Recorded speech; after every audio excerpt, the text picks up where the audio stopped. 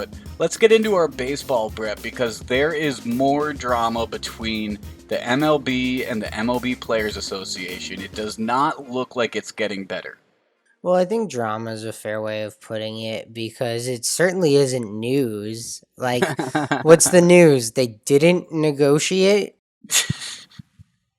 Well, so the MLB came out with that 60 game, fully prorated proposal that we talked about on the last episode.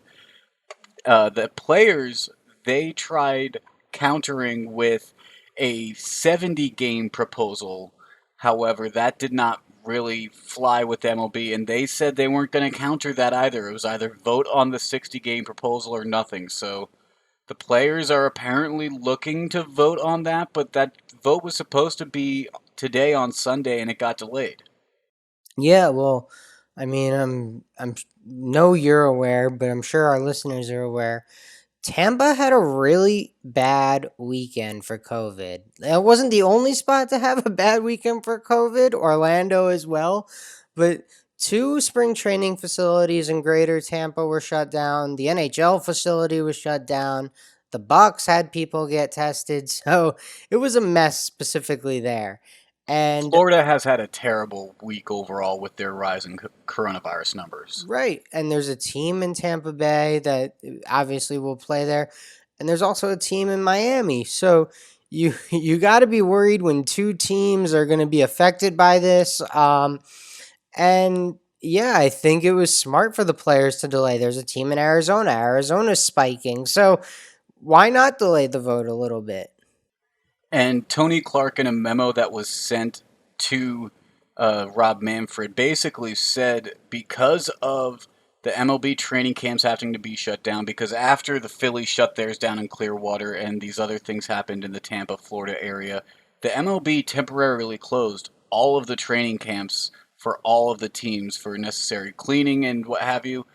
And because they're closed, it's going to take even longer to get them open back up if the players come to an agreement.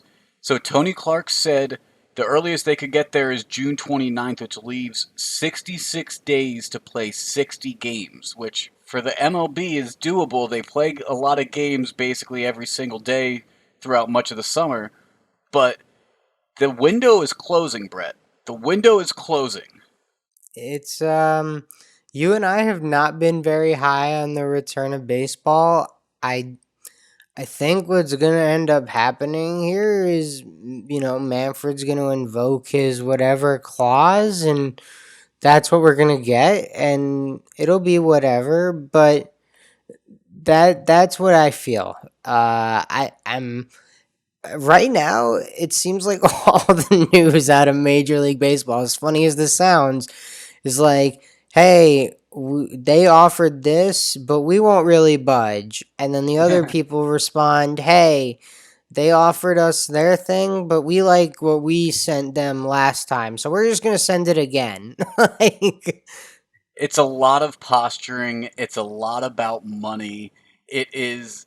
It's a very ugly situation in a scenario that's supposed to be about the health and safety of this season happening and the players and coaching staffs involved. yeah, And well, instead, it not has been turned into money. I mean, not to cut you off, sorry, but it's also about the 2022 labor negotiations. It And like, absolutely is. it's that's 2 years away, and that's a huge factor in why these sides are being so stern. It's a lot of why the posturing is going on the way it is because it's setting up for a hard negotiation next year. And I believe that that negotiation is going to be just as rough as this one is unless some of these strings can get tied together on their own. Yeah, it's going to be in 2 years, but exactly, it's after the 2021 season. So, It'll be at the um, winter meetings of the 2020 after the right, 2021 right. season. So So, it'll be December 2021 into 22. That's what I meant by next year. got you. Yep. So, uh, no, I mean, that's what it's about. That's what it's about. Like, if those negotiations were, I don't know, 12 years down the road, like maybe this would look a little different. But I think what's gonna happen is they're gonna the players don't want to agree to this no grievance clause, and that's what baseball keeps trying to sneak in there. And at the end of the day, it's going to come down to they're going to play, and then they'll probably take them to court over a grievance. And when I was on my way to go place my Belmont Stakes bets yesterday, I was listening to CBS Radio, Brett, and the sports talk guy, Andrew Filipponi, that was on, he was making a really good point about what's going on in baseball right now. Uh, because, like we said, a lot of this is about the money, and the owners don't want to lose a lot of money from the broadcast rights or deals by paying the players fully prorated salaries. Now, where does this money come from? It comes from the broadcast contracts, but it also comes from the fans. It comes from merchandise, ticket sales, parking, all of these deals that the fans pay a heavy hand into the revenue of the league. And these negotiations are really pissing off the fans. It's basically the MLB and the players are shitting on the fans, they're shitting on their brand, and if you're an MLB fan, whenever baseball comes back, are you going to be inclined to watch at least this season? Not necessarily next season, but like if there's a shortened season, are you going to be inclined this season to watch after all of the trouble and the headaches that the MLB has put you through throughout this entire coronavirus? I don't know. There's been a lot of fans that are saying that they don't want to watch and that the MLB has lost them as a fan. I don't know how interested I'll be to watch, but I'll probably still tune in because I'm a sports addict. But I don't know how much I'll actually pay attention to what's going on or care. My caring will be down, but like I'm still gonna bet on it.